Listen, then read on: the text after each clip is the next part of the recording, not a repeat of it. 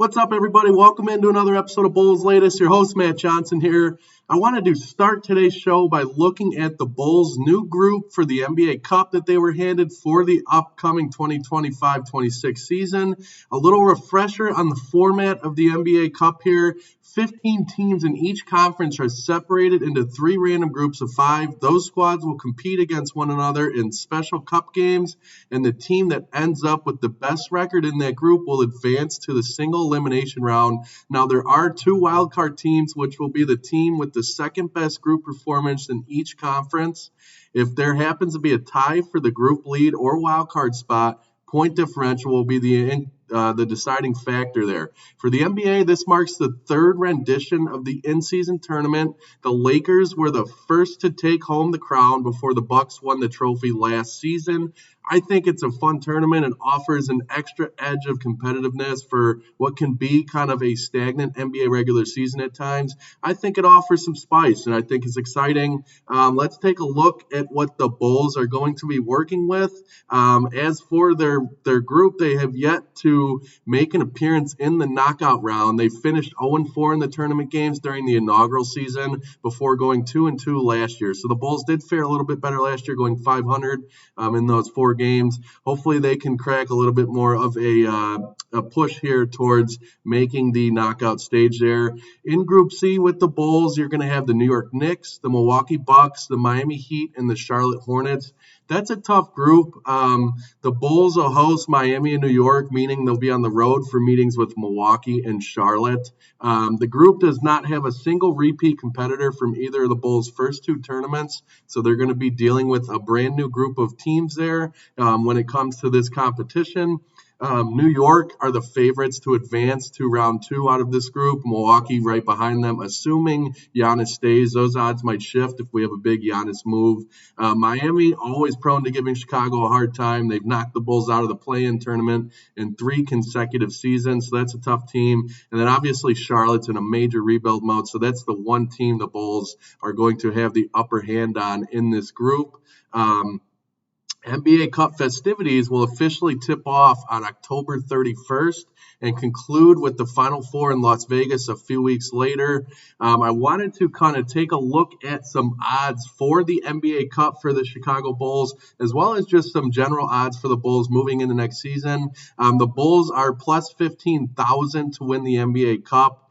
They are a long shot to win this tournament as expected. They're in, somewhat of a feeling out phase still. I think they're trying to figure out what they're going to be, and the odds kind of reflect that. As far as winning Group C in the NBA Cup, the Bulls are plus 800. The Knicks are the favorites at plus 105. Milwaukee comes in second at plus 240. Miami at plus 550. And then Charlotte is the longest odds to win Group C at plus 1,400. I think the Bulls have an interesting shot to compete in this group. I don't expect them to necessarily make a strong push to winning the NBA Cup, but this Group C that they're in can be interesting, and I think they can compete well with these teams that are in it. Kind of going off of that, some other odds for the Bulls as we move into next season. The sportsbooks are starting to release some odds for the Bulls in the NBA around the league. The Bulls are currently plus 425 to make the postseason, minus 600 to not make the playoffs, so widely favored to not make the playoffs there, and that doesn't include the play-in tournament. The Bulls win total set at 32.5 games. I think that they have a good shot to go over 32.5 wins. I just think the way that this team plays and what they've shown in terms of failing to kind of go all in on a rebuild, they're always, a good bet to make some competition worthwhile there for their season in terms of winning ball games. So I kind of like them to go over 32.5 wins, if you're asking me. They are plus 190 to participate in the play-in. That's the 8th best odds in the East behind Indy, Miami, Boston, Toronto, Philly, Detroit, and Milwaukee. So those are some of the teams that are in front of them there to make the play-in tournament. Not of no surprise there when you look at Indy, Tyrese Haliburton out for the year. They could be hovering around a play-in spot. Miami, always a good spot for them. Obviously, they've been very successful in the play-in tournament in the East, but they can also have a roster that is competitive enough and good enough to reach the top 6 in the Eastern Conference. Boston, of no surprise there as well. No Jason Tatum this next season. They're going to be in a bit of a rebuilding year. However, they've made it very apparent that they do not want to rebuild. So Boston could be hovering the play-in. Toronto, a good young team. I think that I really like what they did in the draft, along with Philadelphia. I think VJ Edgecombe has been very solid to start the NBA Summer League. So he's going to be a promising team if they get Paul George back, and if Embiid can kind of make things happen. It'll be interesting to see what happens with Philly. I could see that. Detroit coming off that monster season. They are still a super young team. But I could see them hovering around the play-in tournament as well. And then Milwaukee, a lot of it lies within what's going to happen with Giannis. I think if Giannis comes back and if he's full go with Milwaukee, they will definitely be in the top 6 of the Eastern Conference. I think there's a lot of talent there, especially with Miles Turner joining that group. So a lot of long shot odds for the Bulls. Their best odds coming to participate in yet again another play-in tournament. Not what Bulls fans want to hear, but when you're looking at realism and the realistic odds for this team, that's the best spot for them moving into next season. And we'll kind of just have to accept that as Bulls fans at this point. So I kind of wanted to switch gears, talk about a guy who he's been the talks of the Chicago Bulls along with Nikola Vucevic, but Josh Giddey. And if he were to end up outside of Chicago, what 3 destinations could he possibly land in? Now, again, he is a restricted free agent, so the Bulls will be able to match any offer on him. But I wanted to take a look at 3 teams who could be potential landing spots for the Bulls player here. The first being the Utah Jazz. They're among the few teams in the league with an ample amount of cap space. Brooklyn did have that, however, making that trade with Michael Porter Jr. Changes things a bit for them. I'll get into them in a second. They are one of the 3 teams. But Utah, they've made some interesting moves and made changes to the roster this offseason, with John Collins being traded to the Clippers and Jordan Clarkson being bought out. The Jazz have the roster space to add fresh talent. And I think when you're looking at the Jazz's rotation, this team needs a traditional point guard, especially with a player like Keontae George anchoring the scoring in the backcourt. In addition to Giddey, would bolster their offensive prowess in a big way there. I like that move for Utah. Obviously, you have Ace Bailey over there too. He's a hell of a player. He's looked solid in the Summer League thus far. I think Giddey would be a very exciting piece over there in Utah. The challenge with completing the deal with Utah and Giddey lies in Giddey's status as a restricted free agent for them again. The Jazz will have to throw a meaningful offer to acquire the guard, but still have an opportunity to match it, the Bulls in that sense, and can re-sign him at the same value. So it's a challenge for Utah, but keep an eye on them as things continue to somewhat sour with the Josh Giddey situation there. They're kind of playing, hardball both sides when it comes to the Bulls and Josh Giddey's camp. So keep an eye on Utah.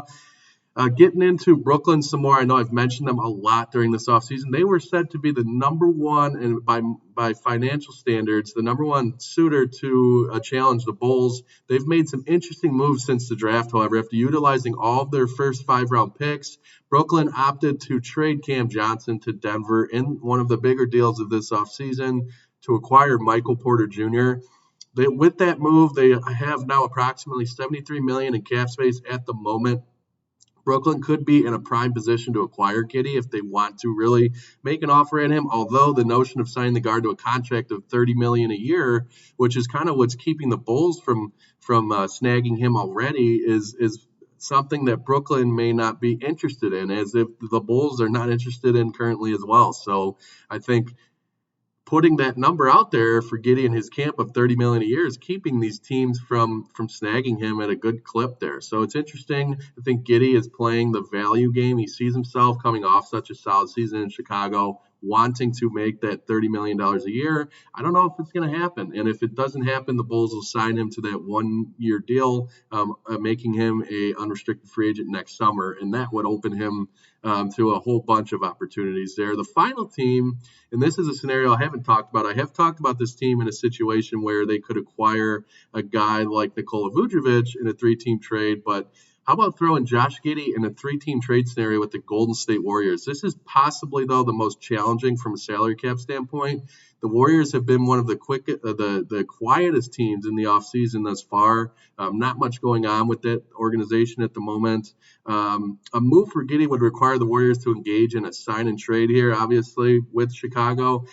given their limited cap space, offering a sizable contract is out of the picture for the Golden State Warriors. So I think if you're looking at a guy like Jonathan Kuminga in Chicago, and if Giddey, kind of strays away from Chicago, I honestly, I mean, these are three teams that would fit. I do expect him, as I've mentioned before, at this point, the Bulls to get something done with Giddey. It's just a matter of time. Could take a while, though. These are three teams to watch. And that's simply all it is three teams to keep an eye on. I don't think the Golden State Warriors are a serious suitor, but hypothetically, it does make some sense. Brooklyn does have the money. It just comes down to what Chicago is going to ultimately offer him. And Utah, again, is an interesting team, a young team coming off that draft. They have a very solid player, an ace, so getting there would make some sense to add Josh as another guard. So overall, I just think with this Bulls team, you're going to continue to want to watch out for who's going to go first, what move's going to happen first. It could very well be that the Bulls move into this next season with Kobe White and Nikola Vucevic on the roster. That wouldn't surprise me at all, given the track record of this Bulls front office. Moving into next season with a couple of veterans that you saw yourself moving off of and hopes of completing this move at a rebuild following the trade of Zach LaVine this past season. So, again, we'll just have to wait and see on those things. NBA Cup group is out for the Bulls. They will be competing in a decently competitive group there. I think the Bulls can hold their own in that group, however. So that's some fun news there. We got the Summer League kicking off tomorrow for the Chicago Bulls. I will be recapping and going over each and every game for you with this Summer League slate for the Bulls. So I'm excited for that and for these young guys to get underway in their Bulls tenures moving forward here. So again, I want to thank you guys for joining me on another episode of Bulls Latest, and we will talk to you tomorrow.